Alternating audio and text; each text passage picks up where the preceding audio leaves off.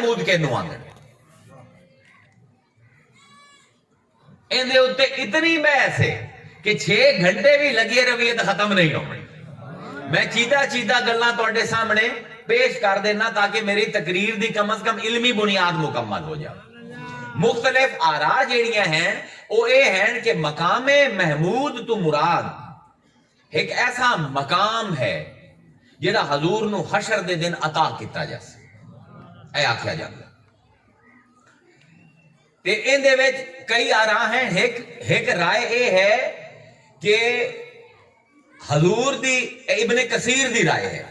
حافظ ابن کثیر نے اپنی تفسیر قرآن العظیم دے وچ اس آیت دے تحت لکھیا ہے کہ حضور او ہستی ہیں کہ جنہ دی مدح دا، جنہ دی حمد دا، جنہ دی نعت دا حق ادا نہیں ہو سکتا اس کائنات ہے.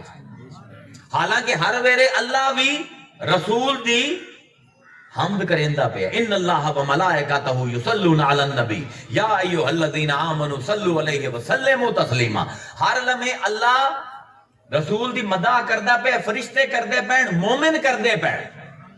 لیکن پھر بھی مصطفیٰ دی نعت دا، مصطفیٰ دی حمد دا حق ادا نہیں ہوندا پیا. کیوں نہیں ہوندا پیا؟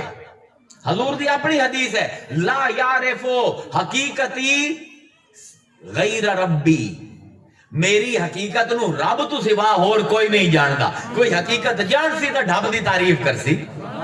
جتنی مدح ہوئی ہے رسول دی قیامت تک ہوندی راسی او کدی بھی حضور دی جو حقیقت ہے اون دے عشر عشیر بھی نہیں ہونا.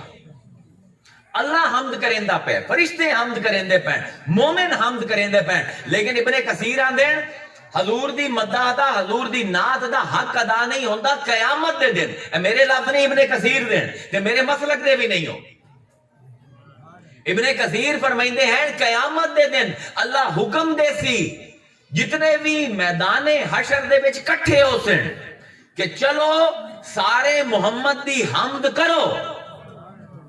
تمام جن، تمام فرشتے، تمام انسان مل کے حضور دی حمد کرے سن. اللہ اکسی چس نہیں اندی پئی. کیا بات آئے ابن کثیر کیا بات. میرے بغض کوئی نہیں. میں ہر مسلک دے علماء نو، ہر مذہب دے علماء نو پڑھنا جی تو چنگی چیز لبدی لے لے.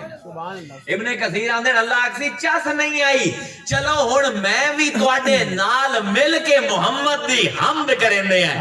جس ویلے اللہ بھی شامل ہو سی ساری مخلوقات تے اللہ مل کے حمد کرے سن اونوں محمود آندے.